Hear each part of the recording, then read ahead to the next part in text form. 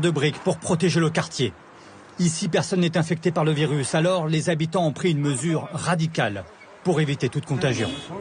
Notre village a construit ce mur pour empêcher les étrangers d'entrer et limiter les allers-retours de nos habitants. Cette communauté est pourtant à plus de 800 km de l'épicentre de l'épidémie. À l'entrée ces bannières, il est écrit « Aucun étranger autorisé ».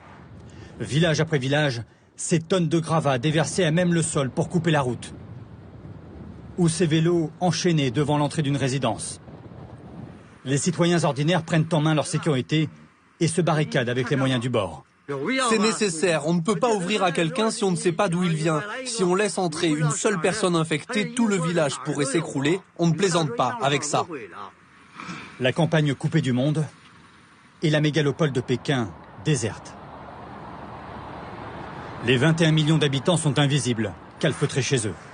La Chine tout entière semble en quasi-quarantaine. La Corée du Nord a été le premier pays à fermer sa frontière. Suivent la Mongolie, le Kazakhstan et la Russie depuis hier. Certaines compagnies aériennes suspendent tous leurs vols. British Airways, Lufthansa et Air France pour l'Europe. Et à partir de demain, de grandes flottes d'Asie du Sud-Est vont aussi annuler toutes leurs liaisons avec la Chine. C'est à Wuhan que l'isolement est le plus grand. Aujourd'hui, le corps de cet homme, mort dans l'anonymat, est devenu un symbole. Impossible de savoir si le virus est en cause. Mais les secouristes et policiers qui prennent des précautions extrêmes auront mis plus de 2 heures avant d'intervenir.